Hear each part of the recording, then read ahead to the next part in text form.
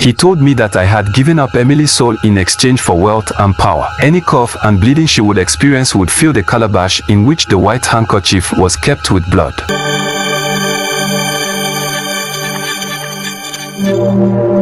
Hello brothers and sisters.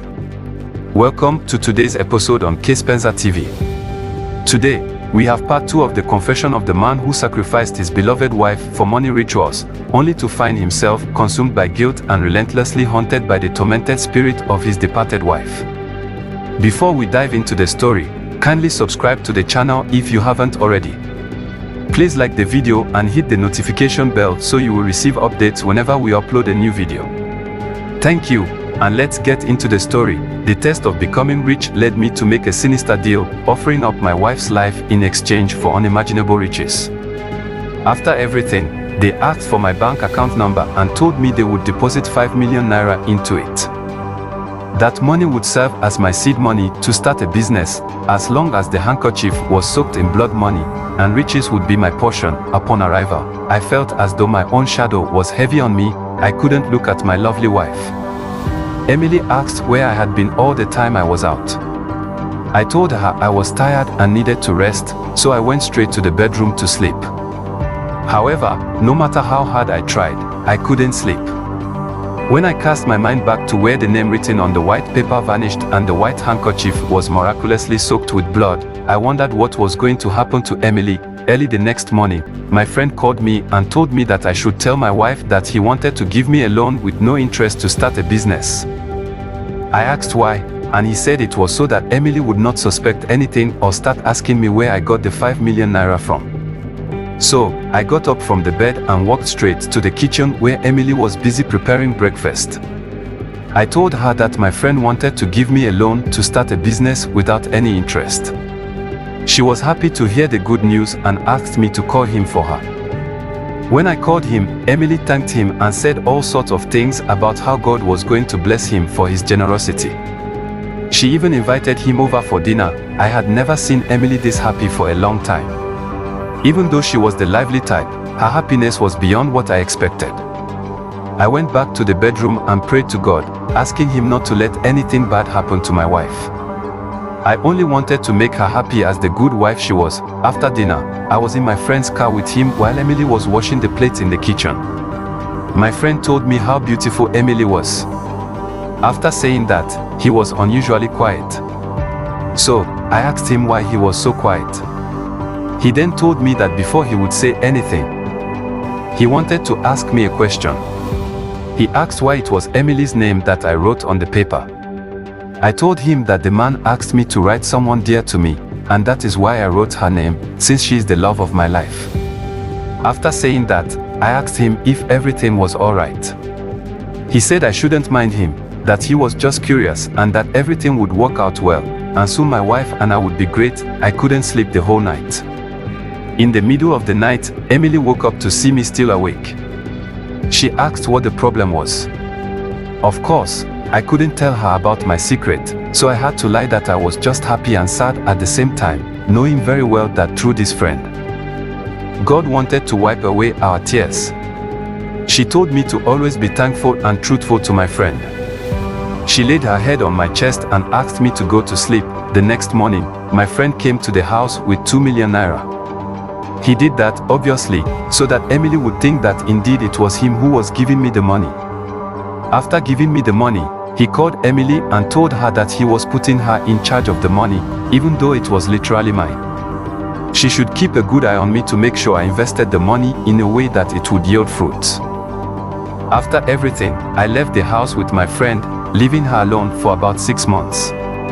After I had been able to set up an importation business, things took a dark and tragic trajectory. One early morning, my wife started coughing blood everywhere. This was scary, and anything we tried couldn't stop the coughing and bleeding, so I rushed her to the hospital. The doctors, after some examinations and tests, told me that there wasn't anything medically wrong with my wife, even though they had given her some medications to stop the bleeding. I called my friend and told him about the development with my wife. He asked that we meet and talk. I asked what it was that couldn't be said on the phone. He insisted that we had to meet, so we went to one of our usual spots. it was there that he revealed to me the reason why he had asked me earlier why I wrote Emily's name on the paper. He told me that I had given up Emily's soul in exchange for wealth and power. Any cough and bleeding she would experience would fill the calabash in which the white handkerchief was kept with blood. This sacrifice would cement my money, businesses, and whatever I did. I asked him if that was the case, how come he didn't sacrifice anything for his wealth? This was when he told me that he had made his own sacrifice a long time ago. When he was asked to write what or who was dear to him, he chose to sacrifice his adulthood instead of his mother, father, or anyone else. So, the reason I don't see him with ladies is because his adulthood isn't working. He told me I should be prepared because in no time, Emily would die. As soon as he said this to me, I rushed out and went straight to the hospital. I found my beautiful Emily lying dead on the hospital bed. In fact, I cried and shouted at God, pleading with him to bring her back and take me instead. Emily had done nothing but love me with her whole heart. How could I do this to her? I didn't know when my friend came to the hospital. He helped me up and took me back to the house. 5 months after Emily's death and burial, I started seeing her in our house whenever I returned from work. Before I would open my door, it was like someone had my spare key. The door would unlock by itself, and I could hear footsteps. Sometimes, I would see a shadow which was not mine on the wall. This became so intense that I started hearing Emily crying and asking me why I did that to her. One day, as I was about to enter my car in my compound, someone tapped my shoulder. When I turned to look at the person, I received a heavy slap without seeing anyone in the compound except my gatekeeper, who at that time had opened the gate for me. I rushed back inside the house and called my friend to come over. He rushed over in no time. I explained everything to him, and he asked that we go to the place where the sacrifice was made. We went to meet the men and explained to them what had been happening to me. The old man gave me something to put on my waist. He told me that it would prevent Emily's ghost from tormenting me. Although she was not causing any harm, what was happening in my house was that anytime I entered the house, I would see Emily's ghost. It was like she was always there with me. Sometimes, I would come home and hear her voice singing the songs she loved to listen to. People were already talking and suspecting me, but obviously, they wouldn't face me, they would say it behind my back. Only those who were benefiting from me were able to tell me what people were saying. Honestly, I am tired. I feel like I am carrying a heavy burden on my shoulders. I always feel so heavy and tired. I also feel like I have a shadow following me everywhere I go. I want to commit suicide because, honestly, this is not the life I wanted. This is not the life I chose.